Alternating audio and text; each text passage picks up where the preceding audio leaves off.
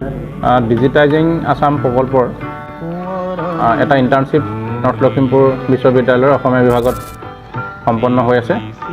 আমাৰ বিভাগৰ স্নাতক পঞ্চম ষান্মাসিকলৈ উত্তীৰ্ণ হ'ব লগা প্ৰায় 70 গৰাকী ছাত্ৰ ছাত্ৰীয়ে এই ইণ্টাৰ্ণশ্বিপত অংশগ্ৰহণ কৰিছে।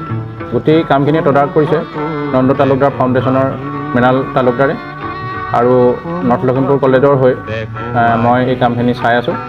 আমাৰ ছাত্ৰ ছাত্ৰীসকলে এতিয়ালৈকে প্ৰায় 1 লাখ পৃষ্ঠাৰ কাম সম্পূৰ্ণ কৰিছে আৰু আশা কৰিছোঁ যে ইয়াৰ সংখ্যা আৰু বাঢ়িব। এই গোটেই কামটো আচলতে এটা জাতীয় জীৱনৰ কাৰণে প্ৰয়োজনীয় বৰ দৰকাৰী কাম।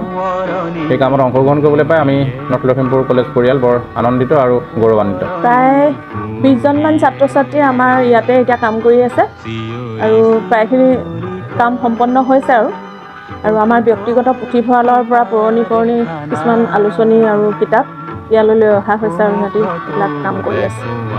মই অসমীয়া বিভাগৰ এই ইণ্টাৰ্ণশ্বিপ প্ৰজেক্টটো ডিজিটাইজিং আসাম এপটোত মই 4500 পৃষ্ঠা আপলোড কৰিলোঁ।